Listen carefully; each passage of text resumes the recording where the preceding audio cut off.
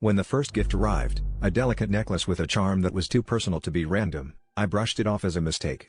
But then came the bouquet of her favorite lilies, followed by a vintage vinyl of that band she loved in college. My gut twisted with doubt, but it wasn't until I found a note tucked inside a book on our shelf that I realized this wasn't a mistake. The note, signed with an initial she once whispered in her sleep, sent a chill down my spine. This wasn't just a coincidence, it was a message from someone who knew her intimately. I confronted her that evening, the words tumbling out of my mouth before I could stop them. She froze, her eyes wide with a mix of fear and something else I couldn't quite place. "He's from before us," she confessed, her voice barely a whisper. The weight of her words hit me like a freight train. She spun a tale of a love long buried, a past she thought she'd left behind. But it seemed he had returned, dragging with him the shadows of a history she never shared.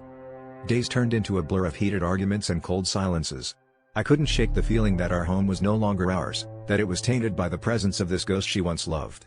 I followed her one night, a decision driven by desperation rather than distrust. She met him at a dimly lit cafe, their conversation intense and laced with a familiarity that made my stomach churn. My heart pounded as I watched her reach across the table, her hand lingering on his for a moment too long. It was then I realized this wasn't just about past love, it was about unresolved emotions she never let go. In the midst of unraveling our life, she handed me a letter, her eyes full of tears. Inside, it was a confession not of love lost, but of guilt. The gifts were a plea for forgiveness, not from her, but from him.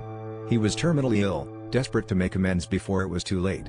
The twist cut deep, not because of her past but because it mirrored my own fears, of losing her to something beyond my control. In the end, it wasn't the gifts or the ghost of her past that haunted us, but the realization that love, in all its messy glory, is never as simple as it seems.